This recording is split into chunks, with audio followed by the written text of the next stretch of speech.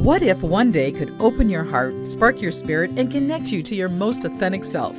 That day is Saturday, August 23rd from 10 to 6 at the Litz Rock Shops Woo Woo Festival at the Taylors Falls Memorial Community Center, located at 312 Government Street in Taylors Falls. Explore tarot, oracle, psychic, and mediumship readings. Listen to inspiring speakers covering fascinating metaphysical topics. Soak in the calm tones of live hand pan music.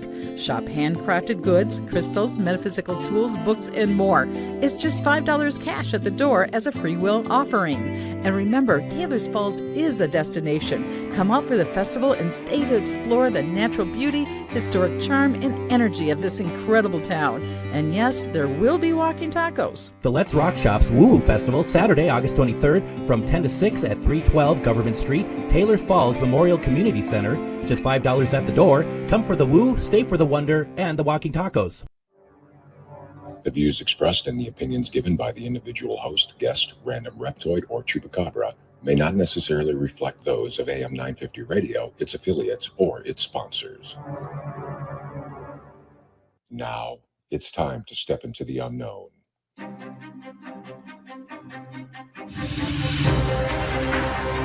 There are things people experience but never talk about. A shadow moving in the corner, flickering of the lights, a disembodied voice. We invite you to talk with us. Share your story, share your experience, because this isn't just your story. This is our story. This is GhostBox Radio with Greg Bakun. And this is GhostBox Radio on AM 950, where every night we talk about the paranormal, ufology, Bigfoot, and so much more. My name is Greg Bakun. Thank you very much for joining me tonight on this. It's kind of starting to become a bit of a drizzle out there, Adam, Thursday evening. I don't know if you noticed that when you're coming in, kind of lightly coming in, it seems like. Yeah, it's starting to drizzle just a bit, and enjoy the temperature while it is, because tomorrow's high ain't going to be anywhere near it is now. Only supposed to be like 35, and currently we're sitting at 40. Oh, very interesting. Good to know. I wasn't quite sure. I mean, I'm sure that they were talking about it when Patrick did the weather, but I guess that just kind of went over my head. I guess I wasn't paying. Well, I was giving you current temperature. Oh, that's true. That wasn't current. What? He said it's going to be freezing tonight. Oh, I thought he was in the other room telling us this. I thought so too. I don't know. I think it was a Sasquatch though. I think we have Squatchy over there. All I know is every time he talks about Scott Your Mama, I want to go and check it out. I do too. Should we go do that sometime? We should do that. We should do it live out there, like one Saturday. Just hop. Oh, no, we'll do it on Sunday afternoon, just for old times. Just like the old days at 4 p.m. Yeah. Right? Yep. No, that sounds good. Before we bring on our guest tonight, I have to say we haven't spoke really since the Halloween episode. No, we haven't. I've been keeping my distance. Yeah. Distance. You people scare me. No, yeah. I'm kidding. You scared Matt McNeil. Good. Somebody needs to find. I tuned in the next day, and he starts off the show talking with Brett. He's like, Bakken says the place is haunted, and it's like, well, you just find that out now. Yeah, when you're here, there's lights on, folks. There's no lights on in this station. We keep this place very dark at night when we do the show. So, well, he's got the Cush gig. He's out of here by like 4. Yeah. So the sun is still up by the time he leaves. This place changes when that sun goes down. I said that to him. I said it's a different place, and no one believes me. And I think, as I said, the night that the internet went out, it's like Jurassic Park, because we had to go way on the other side of the building. We don't know what's waiting for us here. Is there a velociraptor waiting for us, and this, because the place is very different at night here. Oh yeah, I would have been scared. The velociraptors, they run around this place. I mean, we've only ran into Percy, the little snake, but I know that there's a raptor out here somewhere. Yeah, I've heard it scratching at the door. This place is like the era of time forgot. So yeah, no, very much so. We got Marshall, Will, and Holly just in the other room here. Yeah, for the land of the lost and the Slee Stacks. Yeah, there we go. So okay, Adam. Now, we don't normally bring on someone to talk about their great-grandfather and use words such as monster, use the words as killer, mass murderer. This is something that we don't normally do on the show. No, this is kind of a step into a new waters for you. Yeah, we don't do a lot of true crime. But tonight we are going to do so, and I've been very, very happy that Mr. Jeff Mudgett has agreed to join us tonight to talk about a number of things. Mr. Mudgett is the graduate of University of San Diego School of Law, member of both the California and Washington State bars, honorably discharged United States Naval Reserve commander, and also the great-great-grandson of HH Holmes, also known as original name Herman Webster Mudgett. So, Jeff, welcome to GhostBox Radio. Thank you, Greg. I've been looking forward to being on the show with you tonight. That's very kind. We've been really looking forward to having you on the program as well. And folks, if you want to put any questions into the comments section, Jeff, are you okay? I mean, we talked about everything before the show except about how the show works, which shows a good sign of how good Adam and I are at this job. Is it okay if people have questions for you tonight? I enjoy that very much. Go ahead. And folks, you can also call in 952-946-6205. The number is 952-946-6205. Jeff, one thing that I'm really interested in is kind of your relationship with your great-great-grandfather. And I know that's an odd thing to say considering he was executed in 1896. But, the idea of coming to terms, learning about who he was, and now kind of, doing the research and writing about him, I'm curious to know where it was in your life that you realized or was told who your grandfather was. Great-great-grandfather. It was and I tried to capture that in the first part of my book, but there was a family dinner party. We were there. Grandma was cooking her favorite pot roast. Mm-hmm. I mean, her famous pot roast, and the whole family was there. My uncle and his kids, and my stoic, cold as ice grandfather's there at the head of the table, and as normal, never saying a word, just sitting there listening to all of us back and forthing. And the conversation got into my grandmother's new hobby, which was tracking down our ancestry. And she was off on a tangent about how we were all descendant from General Robert E. Lee of the Civil War. Oh. And that was who she was convinced it was. She had hired a group, an expensive group, to track it down. Mm-hmm. And at dinner that night, she had decided to tell us all that it had come to something different than that. It had come to something where these investigators had called her up and said that we've got something to tell you. You may not enjoy this, but it's part of our job.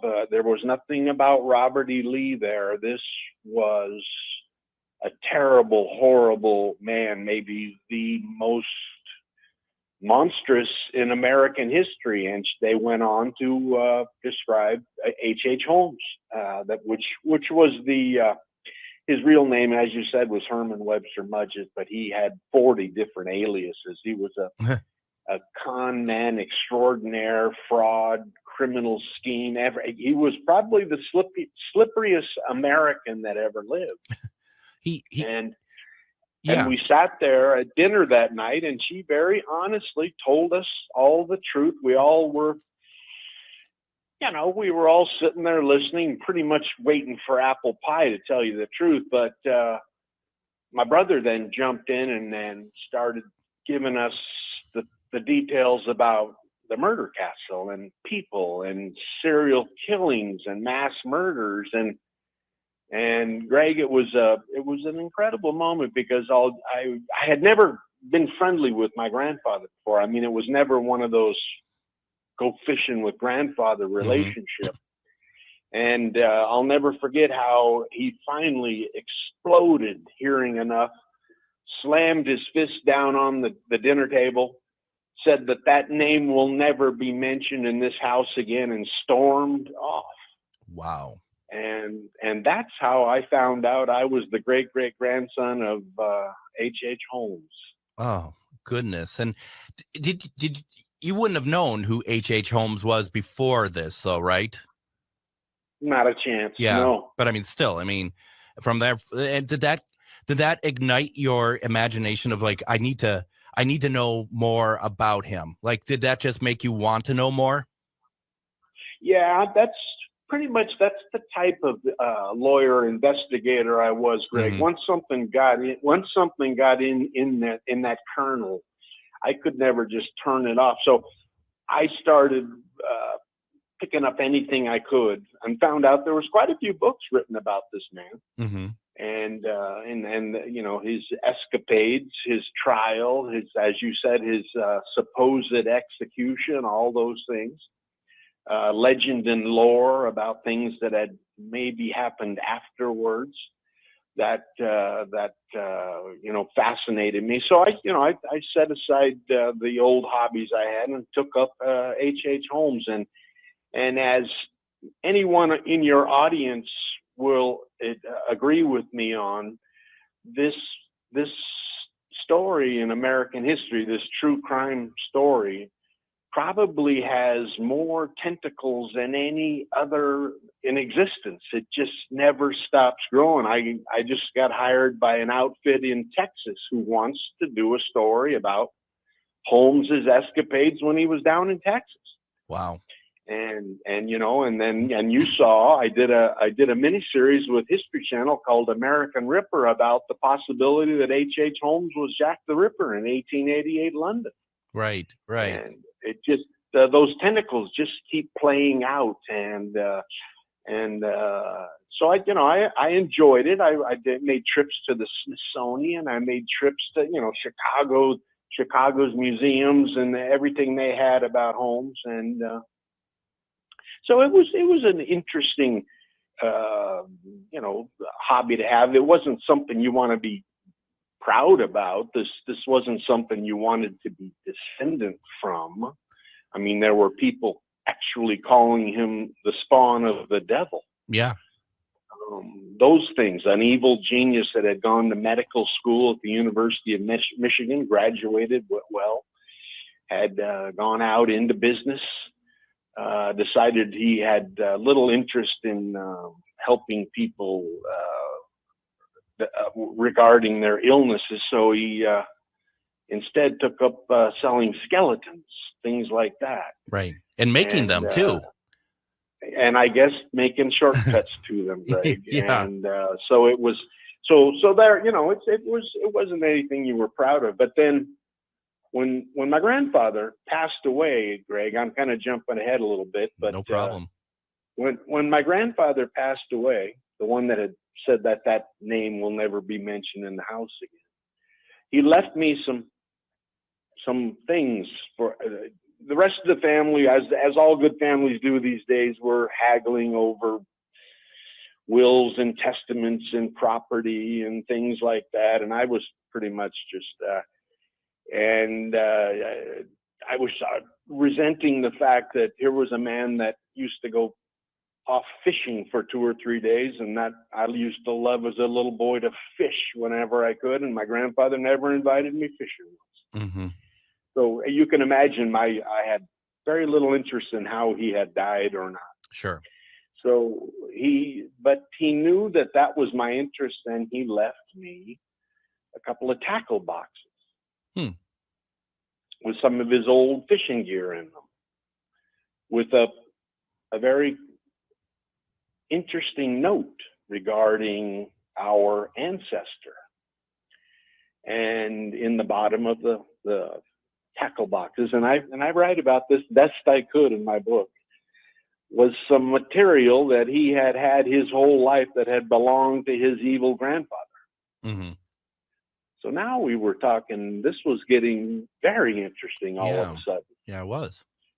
And that's when I pretty much set aside my life as a lawyer and took up finding out what was the truth about this evil man, and it's seeing if I could maybe set American history straight. What in what way were you going to try to set it straight? Well, the family had this. The people that my grandmother had hired had told her that there was some interesting legend about this man after the alleged execution, about a Mudgett curse that had gone on after that. Anyone who had been involved in his arrest, his trial, his incarceration, his execution, many of them met with these terrible misfortune and endings to their lives. And the stories grew ghastlier and ghastlier about what had happened to them, and whether there was a demon, a devil, whether there was a ghost involved, or whether this man maybe hadn't been executed at all. After all. Yeah. So I started looking into those things and the facts, and that's what I'd been trained to do. That's what I did at law. I see. Yeah. And that the facts started emerging, and the story started getting more Stephen Kingish every time I took another chance. and like I said, I became obsessed with it, and finally just started looking into the more fascinating aspects about it, including the fact that he might have been Jack the Ripper in 1888 London. There was evidence that was indicative of that fact. And what I quickly found out, Greg, was whenever I was off investigating, in Chicago, in Washington D.C., in Maine, in Texas, and Indiana, anywhere that Holmes had been when he was a criminal, I was always approached by someone who said they had another secret about him they wanted to share with me. It was quite fascinating, and perhaps the most interesting one of all was a group of men who came to me that said that they had been studying for years about how Holmes had been the author. I don't know how much information you have about Jack the Ripper, or if you've done any studying about it yourself. Little bit of Whitechapel, yeah. Yeah, and the famous Dear Boss letter. Mm-hmm. And they had said that they had obtained evidence indicating that Holmes had been the author of the Dear Boss letter. Wow. And they came to me seeing if I could provide them with some more of my great-great-grandfather's handwriting, and that we could perhaps do the professional comparison of that thing and see what kind of results we came up with. Wow. Go ahead. I was just going to say, Jeff, why don't we just stop there for a second, because we're up against the clock. We're going to take our first break. This is an amazing conversation. I have some questions in the chat we're going to get to after the break. We'll kind of pick up with that letter, and we're going to be talking more with the great-great-grandson of HH Holmes, Jeff Mudgett. This is going to be a great conversation. You're listening to GhostBox Radio on AM 950. Greg Bakun here. I've told you about the out-of-the-world roast beef sandwiches at Maverick's Real Roast Beef, but I haven't told you about their Philly steak sandwiches, turkey bacon avocado sandwich, BLT, crispy chicken, fish sandwiches, brisket, or pulled pork. Okay, you get the idea. They make a lot of delicious food to the same standard as their famous roast beef sandwiches, and now I'm starving.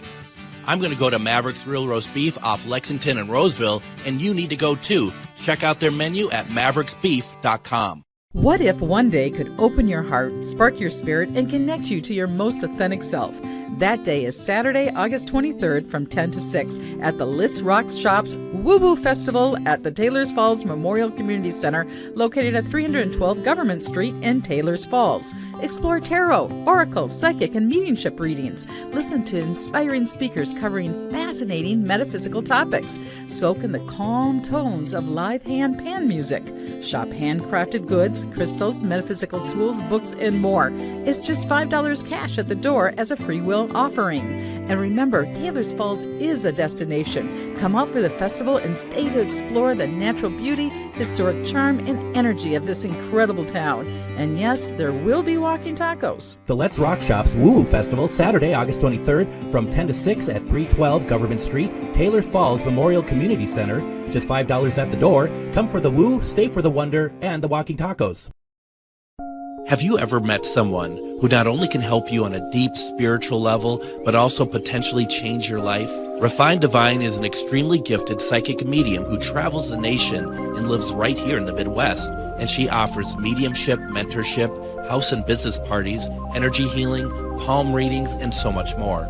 Refined Divine has helped thousands, and she can help you. Hi, this is Psychic Medium Deb. I cannot wait to hear from you. You can go to refineddivinepsychic.com. Greg Bakun here. I love historic tours of Minneapolis and seeing everything it has to offer. But if you know me, I like to include a little spooky in my tours, which is why I found the perfect combination. Minneapolis Trolley Tours does this amazing candlelight ghost tour that you have to check out. It's an extremely immersive experience. It's a trolley trip that starts out at a haunted mansion, traveling around Minneapolis locations exposing ghost stories that the public and business owners would rather left untold. Then a tour of the aforementioned haunted mansion where ghosts of past residents from the 1800s reside, plus a lot of surprises to discover. Next, experience Gertrude's After Hours. Did I mention Gertrude is the mansion's most famous ghost? Maybe she'll show up. And you finish up the tour at Gertrude's Lounge in the haunted basement of the mansion with refreshments and Q&A. The trolleys are climate controlled and the mansion is restored to perfection. Check out MinneapolisTrolleyTours.com for more information.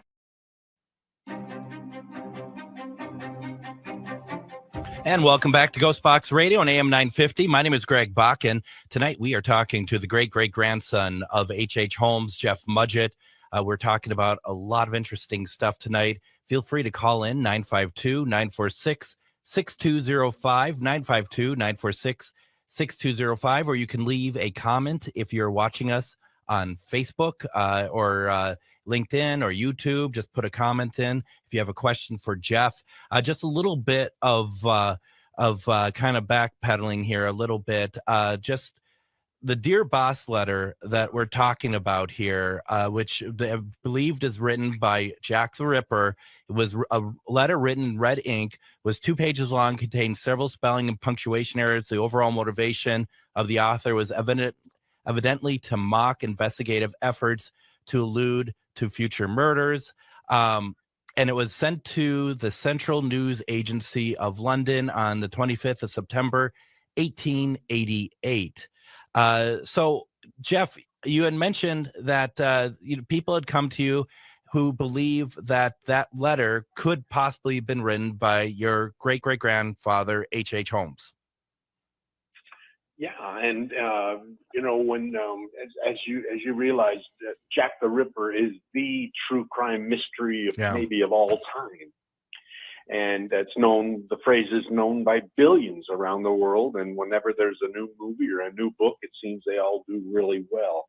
But anyway, so they came to me with this material. They wanted to share this and wanted me to help each other, and they had some experts, handwriting experts, come back with conclusions, opinions about how similar the handwriting was between Holmes and the Dear Boss letter.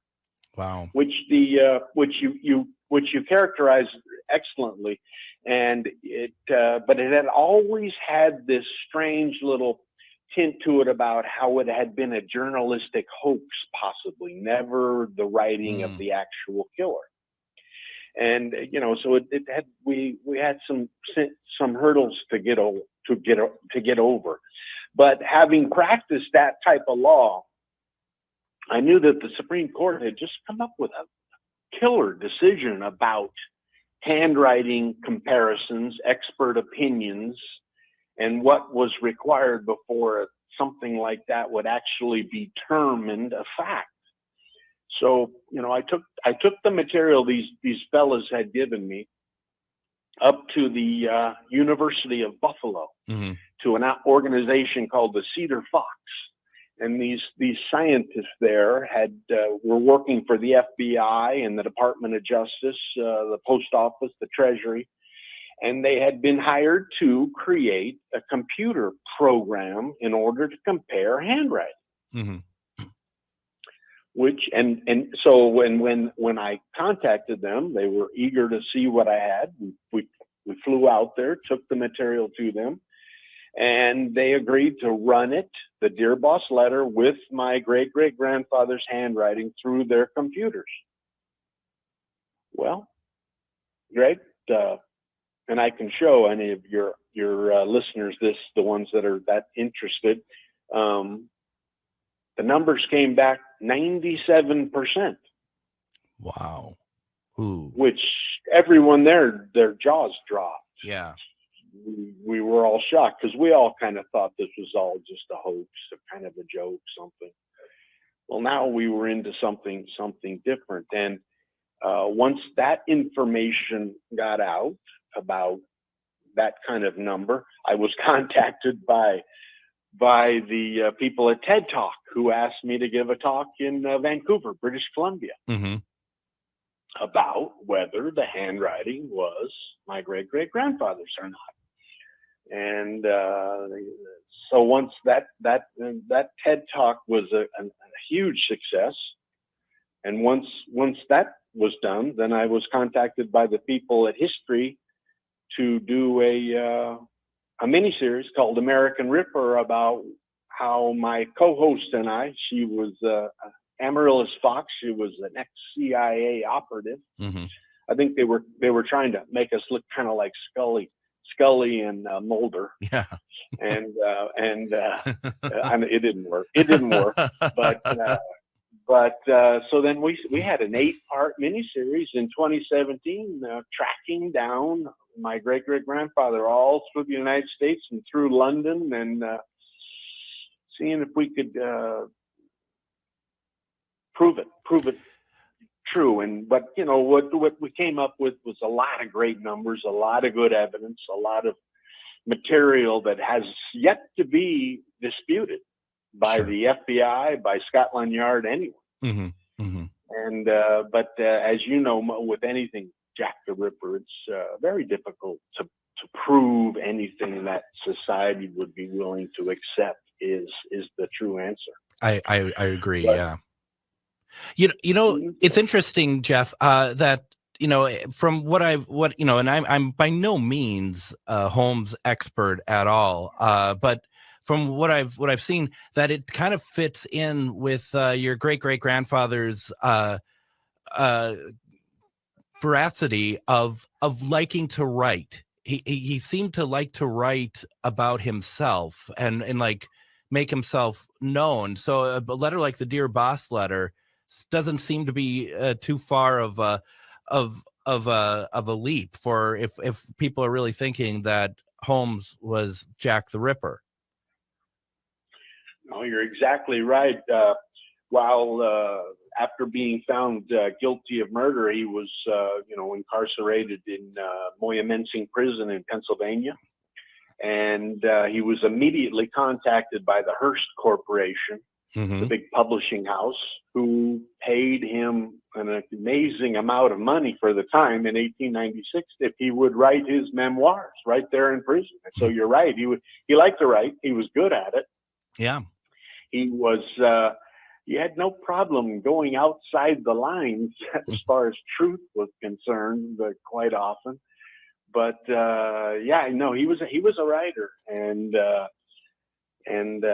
so the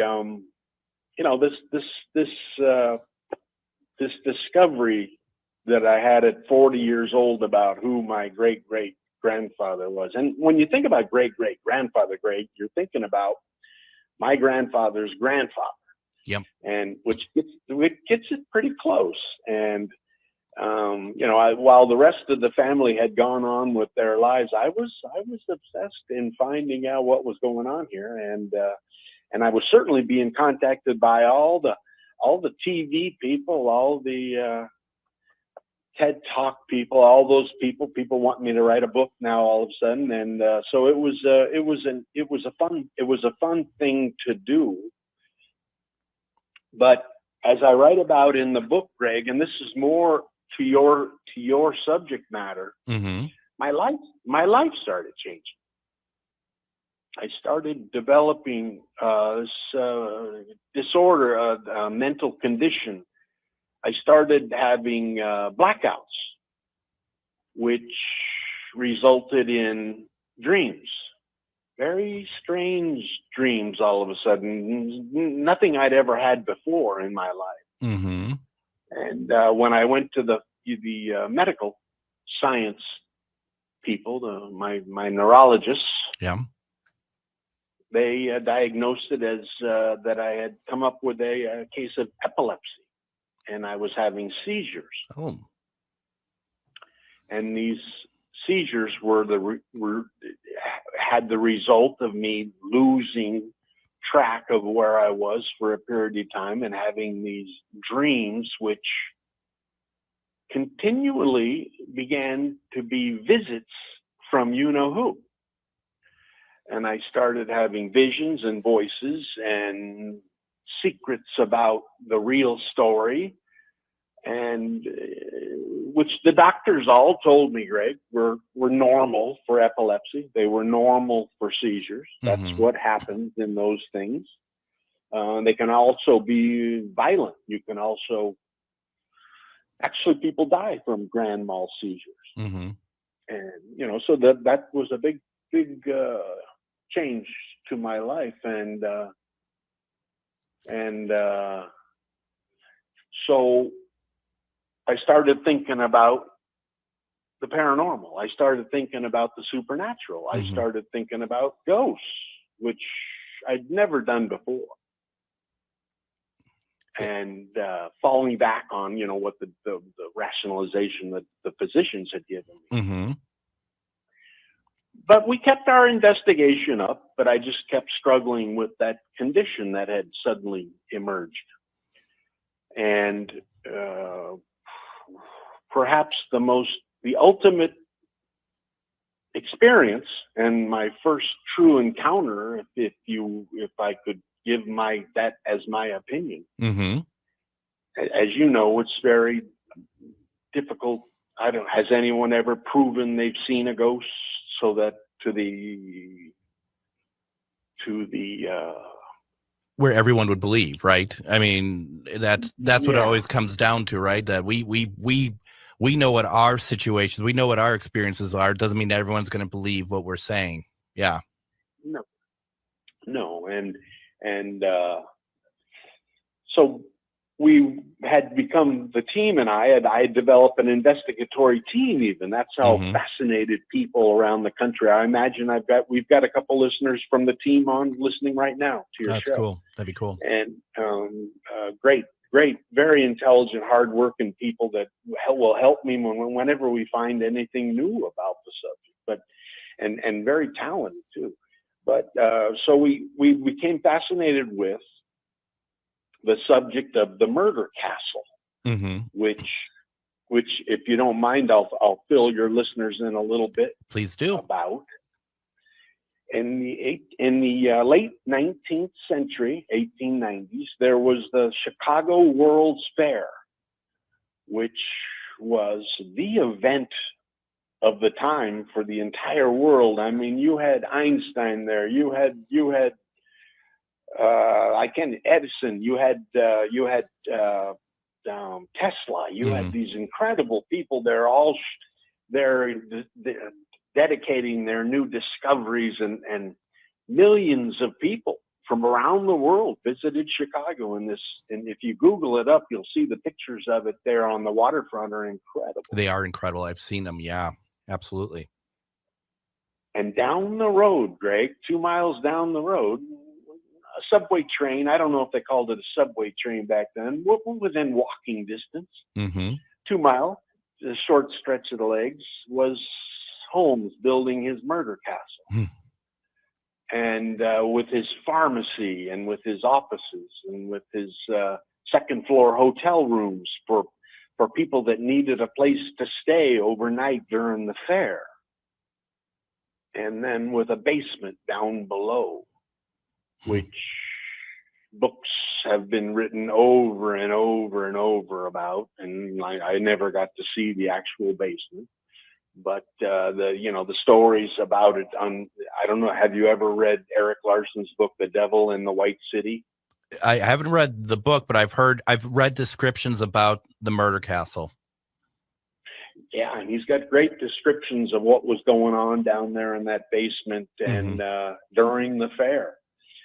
So, and the paranormal world was pretty convinced that the post office there for some strange reason, Greg, I've never had an answer for this one. I've had FOIA requests. I've gone back to DC to see numerous people, but never had much of an answer on this about why the federal government would have bought the murder castle, torn it down, knowing that there had been unsolved murders committed there that the Chicago police had admitted that they'd never solved, and then built a U.S. post office sort of, adjacent to it. Right. Yeah. And like I said, up against, they bordered each other right there on the property. Mm-hmm.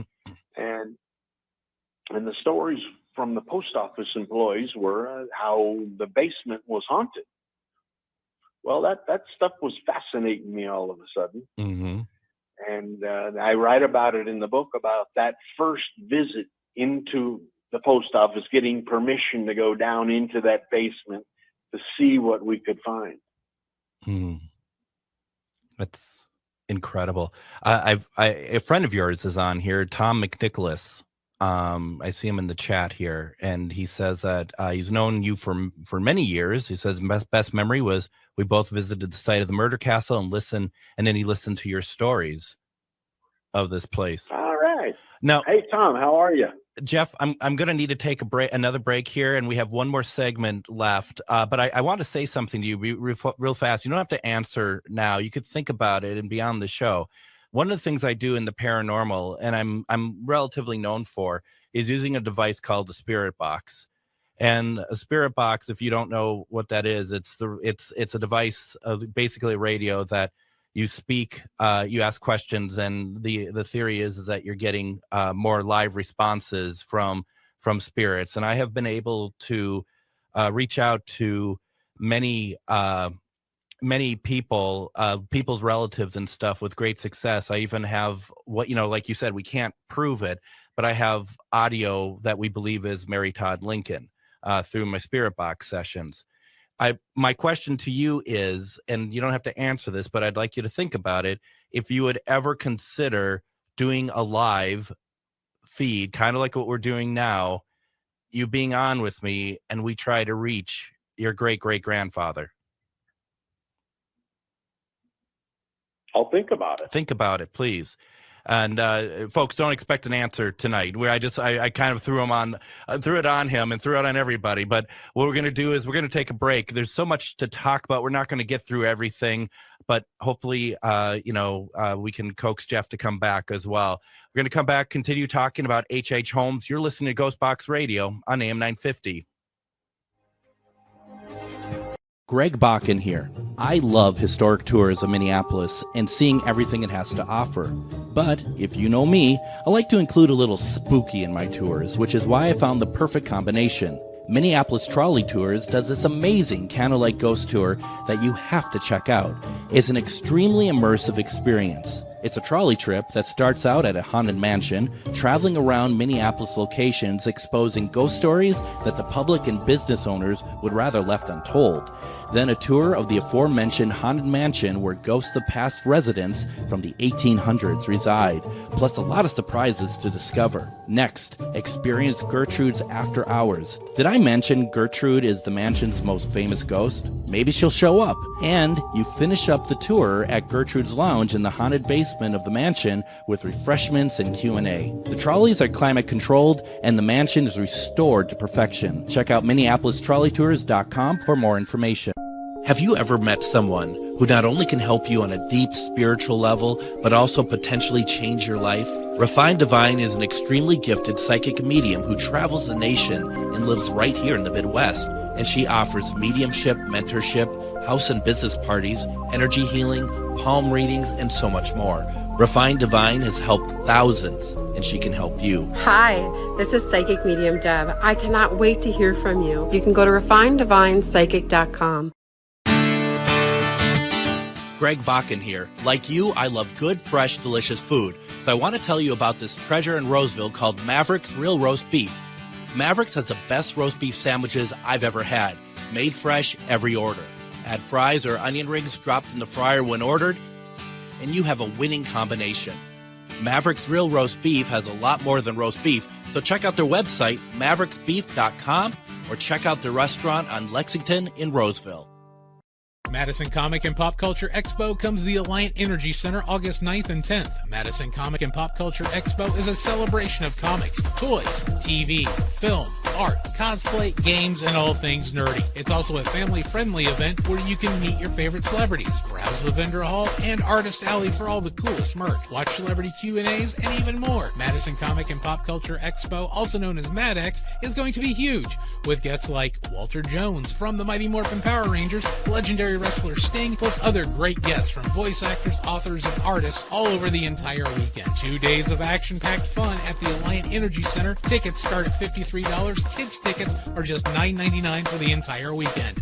Don't wait to get your tickets. Buy your tickets and get more information at MadisonComicExpo.com. MadX is Wisconsin's biggest Comic-Con, and don't forget Twin Cities Con is coming up in November. New guests are being announced all the time. Go to TwinCitiesCon.com for more information. So you're telling me, Adam, he is not in the building? No, apparently not. All right. I mean, it's lifelike. The weather is lifelike. It really is. Join us tomorrow on GhostBox Radio with Greg Bakun. It's Casual Friday. We'll be going through some stories. We'll be talking about feedback that we've been getting, talking about the different episodes we've had this week. I have a feeling this one might pop up again tomorrow, talking a little bit about it. Though, Adam, I might be doing it from the studio at home. I just want to let you know I have a big day Saturday. So I may want to just be at home and do my thing, because I have to get up early and get stuff done. It's going to be a good day Saturday. Yeah, it's supposed to be nice. I'll be doing yard work, so enjoy your event. Oh, thank you. Not so much an event, but I appreciate it all the same. We are talking with Jeff Mudgett. The name might be very familiar to a lot of you true crime fans, as he is the great-great-grandson to HH Holmes. And we're having a really fascinating conversation tonight. Jeff, that was one of the questions I was going to ask you, and I wasn't sure when we would get to it, was the paranormal aspect of, do you believe that your great-great-grandfather had come to you in any way, shape, or form? And it appears that he has. Oh yeah, there's no doubt about it. That first trip into the post office basement, as I mentioned to you and Adam before, that I wasn't a believer going down those steps. I didn't believe in the supernatural, the paranormal, spirit. I didn't even believe in God, to tell you the truth. And I tried to capture. That's one of the things that I've noticed, Greg, reading lately about, people's experiences with the paranormal. It's a very, very difficult subject to capture well in writing. Yeah. And it almost comes off sounding silly sometimes, the stuff I've read. And I tried to put it into words that maybe a believer, someone like you, could understand how that first trip down those steps into that basement, what had happened.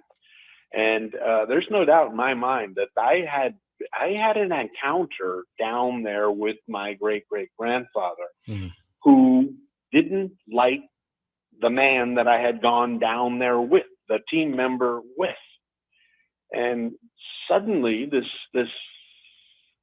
vision voice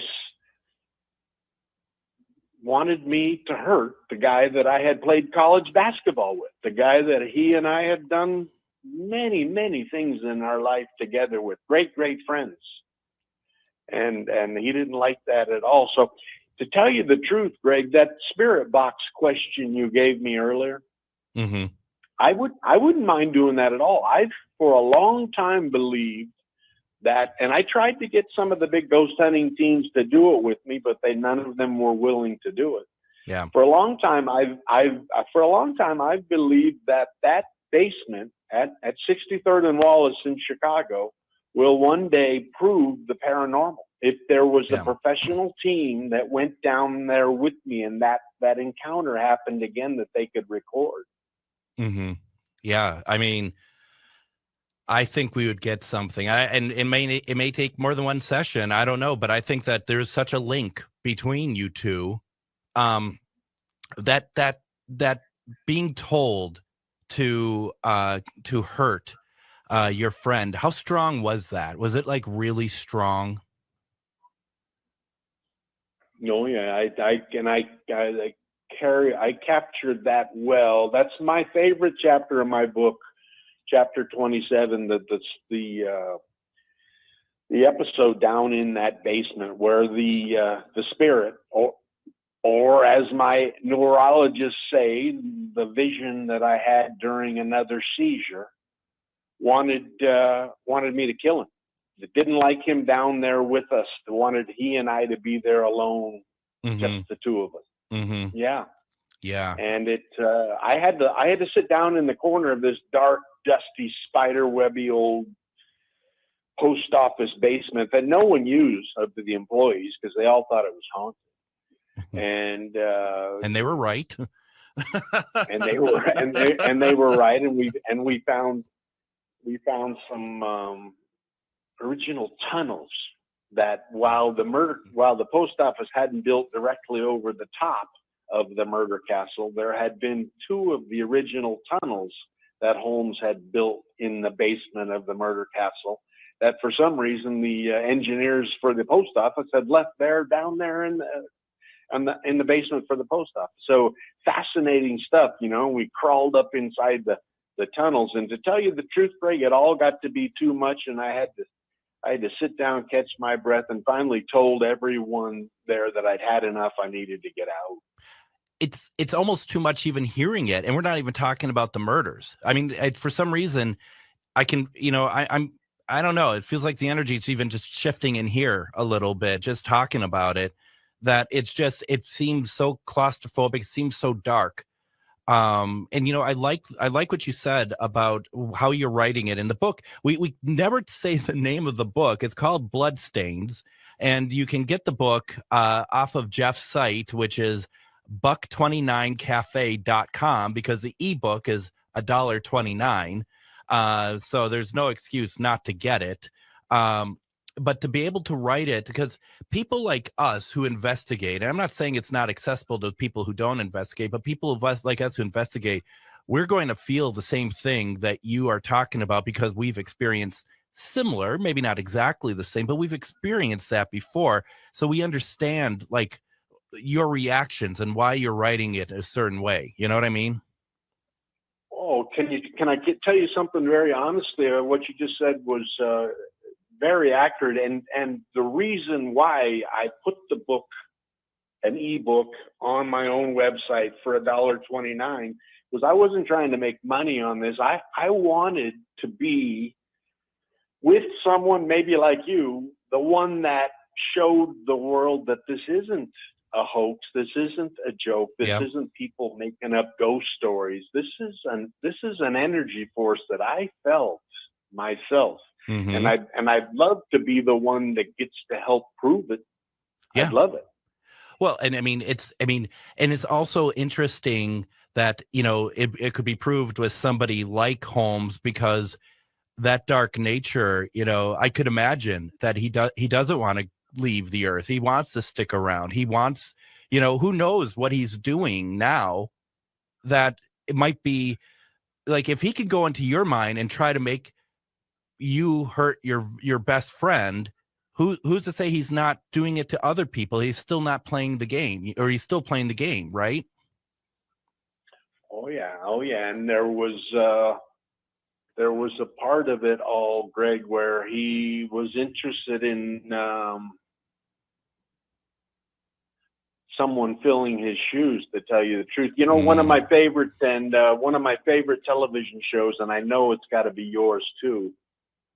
Only, you know, my story goes to the evil side where that story goes to a good side, was Dexter. I used to love watching Dexter. Yeah. And that connection that he had with that energy. And I tell you what, it's I know there's a lot of people that think anyone believing in this stuff has, you know, is loony, is goofy, all those things, and I'll accept all those things, but I know what I felt and saw. Yeah. And like I said, I'd love to have someone join me down there that has the ability to record it if it happened again, professionally, with the right equipment, and maybe present it as something that I don't know. It's been there's how many people do they say now, Greg, believe in the paranormal in America? 100 million? There's a lot. There is a ton. It keeps growing now. Yeah. And I'd love to be. I've been long convinced that 63rd and Wallace in Chicago may be the place where it's actually done. I know. I did a show with the Ghost Adventures in Indiana once about a house that Holmes had murdered a little boy in. And to tell you the truth, we found nothing. And then there was another show in that wanted to be done in Toronto, where he was supposed to have murdered two twin little girls. And that didn't work out. But I've always long wanted that one more shot at 63rd and Wallace. We'd have to get permission from the federal government. Yeah. You'd have to find someone there that has the authority, that's a believer, I guess. And that would give us a shot. But what an opportunity we'd have, huh? Yeah, let's do it. Let's figure out a way to do it. I think that that would be amazing. Now, the boy that you went to the house in Indiana for Ghost Adventure, was it related to the Peitzel killing? Like, was it one of the Peitzel boys, or? That was the little Peitzel boy that Holmes murdered. Yeah, and that poor innocent boy that had nothing to do with any of the crimes, or the Peitzel father was involved. He was a cohort of Holmes and some of the crimes they committed. And then the two little girls in Toronto were the sisters. And they were suffocated. Well, they were put in a like a trunk or something, and they were gassed, weren't they? Oh yeah, and then had their feet cut off so that they couldn't be identified with feet and the whole thing. And he was a terrible man. There's no. I've long wondered why, Greg, the ghost thing, seems to gravitate toward that evil side. But I guess it has to do with an energy force, with how that man would have thought when he was alive, I guess. Well, and you got to wonder too, Jeff, if it's also due, because I firmly believe that, there are certain people who don't want to cross over because they know what they've done, and there might be, whether rightly or wrongly, they fear if they cross over what's waiting for them. And I wonder if that's why you get so much darker energy, because maybe some of them don't want to cross over. And I still do go back to thinking that Holmes in particular would love to. I mean, if he realizes that he can mess around with people, he's not going to go anywhere. I mean, this is exactly the sort of thing he would want to do. I completely agree. And that's when I don't know how much time we have left. We have about 2 minutes. A quick. Oh, how much? About 2 minutes. Well, that's him. We don't have enough for it. But if I ever get a chance to come back on with you, I'll let your listeners in on when History Channel actually agreed to assist me. We actually had the Holmes body exhumed from where it was allegedly buried after the execution. Yeah. And then we hired some amazing anthropologists from the University of Pennsylvania to decide, to determine whether it really was Holmes or not, with the latest in forensic science, CT scans, DNA, all that stuff. Wow. And I'll tell you though, but one night in particular, we had the body out. It was at the lab at the UPenn, and the film crew from history was up there getting their dinner break. And I had snuck down into the lab, Greg, to be with the skeleton by itself, wow. laying there on the table. Yeah. And I actually grabbed the skull in my hand. and as the Hamlet scene. Yeah. And I had tried talking with the skeleton to ask him why he'd been like that, why he'd done those things, why he wanted to be with such a brain, why he'd wanted to be so evil when he could have helped thousands of people back then with the disease they had in America in the 19th century, all those things. And at that moment, Greg, before they did any of their forensic science, the DNA, they did DNA comparison on me, everything with the body. And at that moment, I knew it wasn't him. Oh, wow. It just was felt a substitution. You felt it. I felt it. It wasn't him. And they didn't want to put that on the television show, obviously. But when we did the DNA, when we did the CT scans, it wasn't. Incredible. Jeff Mudgett, we're going to have you back on the program sooner than later. And then maybe you and I can talk briefly off air about a couple things. You know, the book is called Bloodstains. You get it at buck29cafe.com. I will put that on the website. Jeff, thank you so much for your time tonight. What a great conversation. Oh, I knew it would be a good time, and I'd love to come back on. And the conclusion of the book was something I'd really like to discuss with you and your listeners and Adam about where Holmes went after he escaped execution. We will definitely do that. Tomorrow's Casual Friday. Everyone take care. Good night.